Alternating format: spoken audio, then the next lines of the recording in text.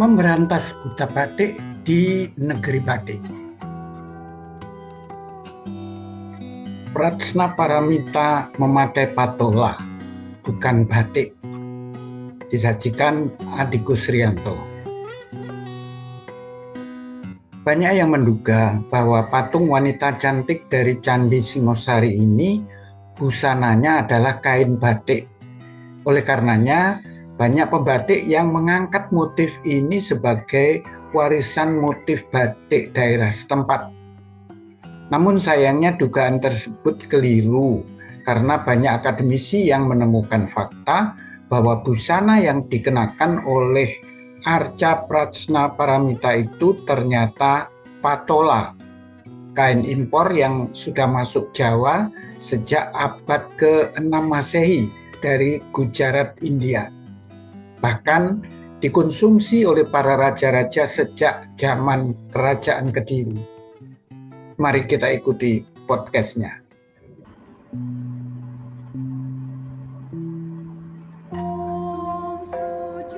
Teman-teman, Arca Pratsna Paramita yang ditemukan di dekat reruntuhan Candi Singosari ini adalah salah satu mahakarya terbaik seni klasik Hindu-Buddha Indonesia, khususnya dalam seni patung Jawa kuno.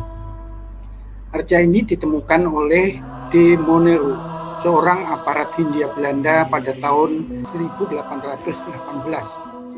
Pada tahun 1820, Moneru memberikan arca ini kepada si G.C. Rainworth yang kemudian memboyongnya ke Belanda, dan akhirnya arca ini menjadi koleksi Rijksmuseum di kota Leiden.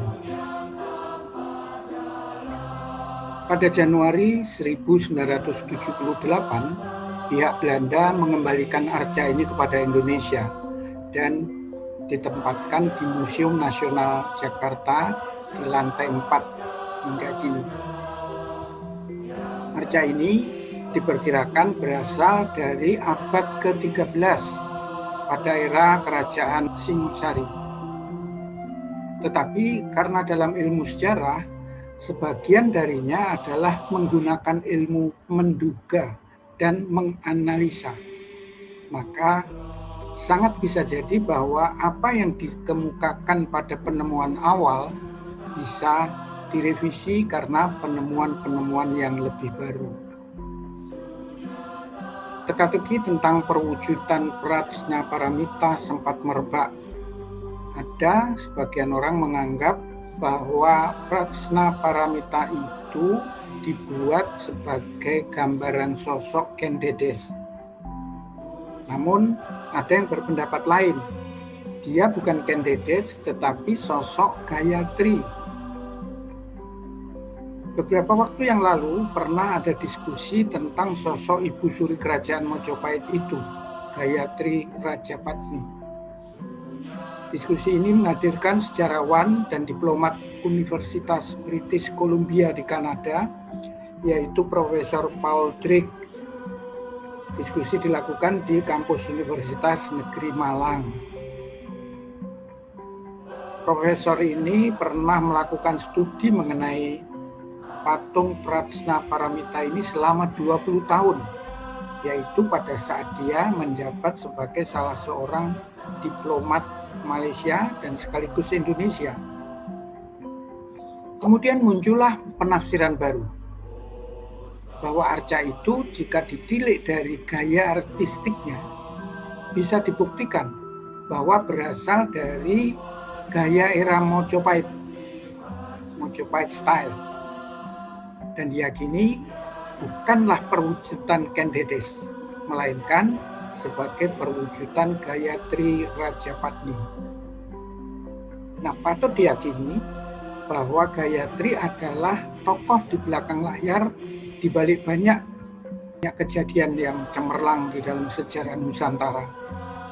Yakni ketika Majapahit di era Tribuana Tunggadewi dan Hayam Wuruk yang dibantu oleh Patih Gajah Mada, Gayatri disejajarkan dengan peran Cleopatra dari Mesir yang mampu menaklukkan Caesar Romawi dengan kecantikannya. Gayatri adalah seorang penganut Dewa Indra, salah satu sekte yang ada pada agama Hindu-Buddha. Jika ditarik benang merah, maka pemujaan terhadap wanita yang tidak pernah menjabat sebagai ratu, tetapi kekuasaannya melebihi raja ini dihubung-hubungkan dengan Ratu Rani Kifaf dari Patan, Gujarat, yang hidup 2 abad sebelumnya. Dengan benang merah zaman pembuatan arca indah ini adalah di akhir era Singosari dan awal era Mojopahit oleh orang-orang dari sekte pemuja Dewa Indra. Dari sisi temuan sejarah ini, maka motif busana yang dikenakan Prajna Paramita tidak lain adalah motif patola dan sama sekali bukan motif batik.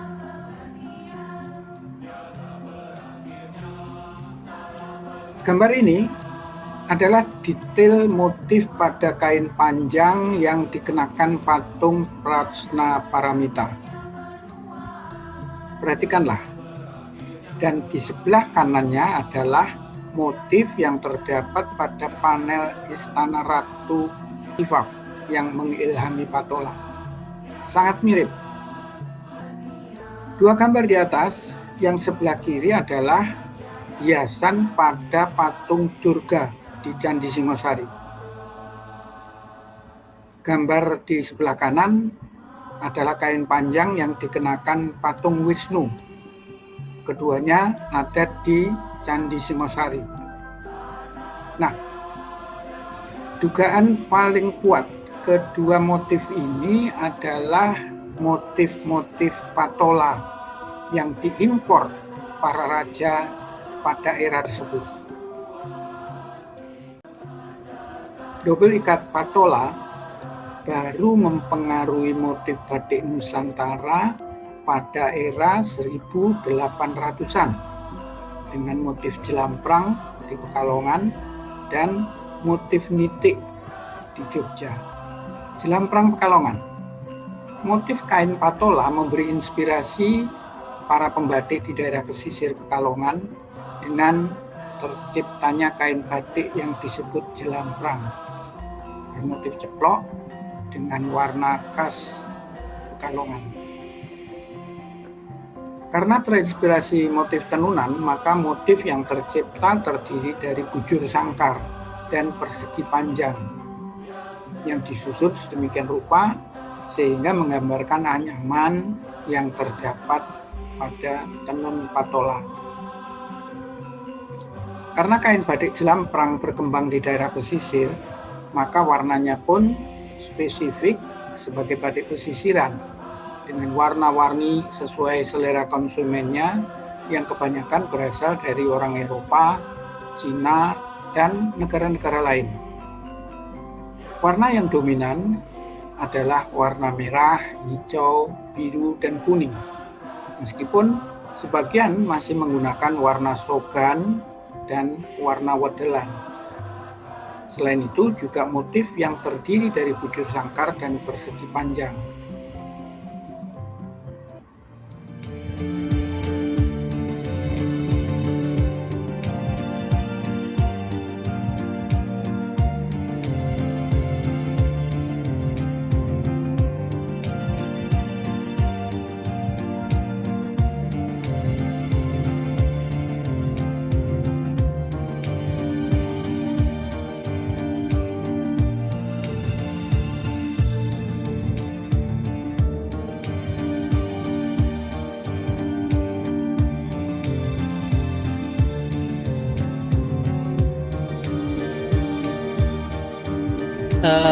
Jelamprang ini memang agak susah untuk melacak kapan jelamprang sudah ada, tapi di buku batik yang awal 1905 teknik jelamprang itu sudah terdokumen. Berarti kemungkinan kalau abad 20 awal 1900 awal sudah ada, mungkin abad 19 kita sudah mengenal batik jelamprang. Jelamprang ini hampir sama dengan motif nitik di Jogja. Tapi kalau di Jogja itu coraknya Sogan, di kita coraknya warna-warni. Jamprang itu banyak sekali ragam motifnya, tidak yang koin bundar ya, tapi ada yang kotak, ada yang besar, itu varian. Jadi ini merupakan varian dari motif, sebagian dari India, tapi sebagian tentu adalah modifikasi. Jamprang dulu di Pekalongan, di wilayah Krapyak sebagian besar jamprang, tapi di wilayah Sindon, Kauman lebih banyak membuat motif buket. Tidak bisa kita kembali kepada jamprang. Jamprang ini karena ini dia motif tenun dan dia merupakan motif geometris, keseimbangan bagiannya, kemudian ada proses simetri dan lain sebagainya, itu sangat nampak.